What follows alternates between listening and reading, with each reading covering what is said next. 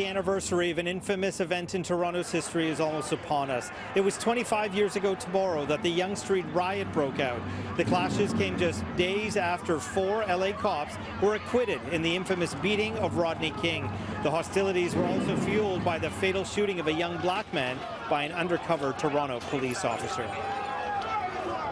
And joining me now from Brock University, they created a documentary about the Yonge Street riots. Simon Black and Howard Grandison. Thanks so much for coming in. Thank you. Howard, let's and Simon, let's first start talking about the word riot, because I know in your documentary, in your film, you actually explored the use of the word riot. Is there a better word for what happened here 25 years ago? This wasn't a riot, it was an uprising. When you look at the immediate context of the events of the day, the acquittal of 2 police officers and the shooting death of a black teenager by the name of Michael Wade Lawson, the killing of Raymond Lawrence, who was shot in an alleyway by a police officer, the Rodney King uprisings in LA and the verdict in that case as well. I think we're insistent on talking about it as an uprising. And I think the documentary, as Howard and I have discussed in the past, really asks, why is it that only in moments of crisis what does it say about black humanity and black existence in this city and in Canada more broadly, that only in moments of crisis do governments take anti-black racism, police violence, streaming in the school system, what have you, seriously and address it? And attach that word to it, yeah. And for you, maybe a word like rebellion would be better than riot? Well, I also think like resistance is a better word, right? I think that the idea that we're given a push-pull to things that are coming at us, right? So a word that doesn't actually put any type of aggressive nature to it, and sometimes rebellion has that as well. So an uprising to me is also a word that seems a bit more like uplifting, because that's at the end of the day what we're trying to do, what everybody's trying to do, what people that resist are trying to do.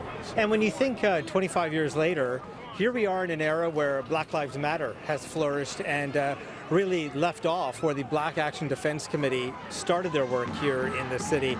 Is that surprising to you that 25 years later, a quarter century later, the struggle is still present in the city?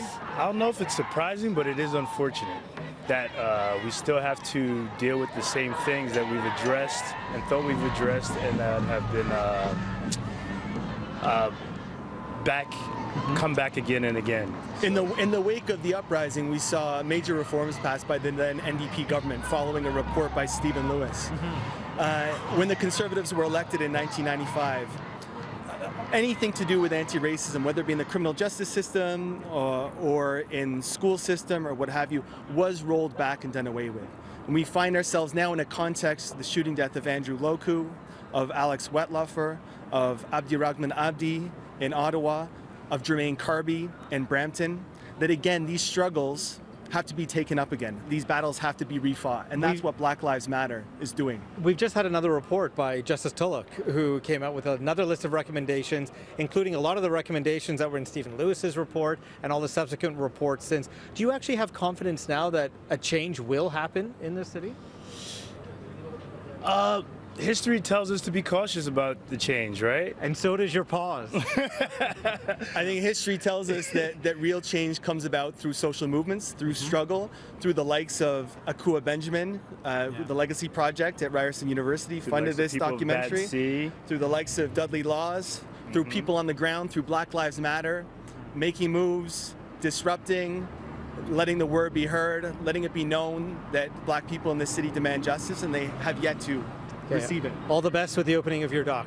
Thank you. Thank you very much. And thank you for joining us. Thank you. Thank you, Avery.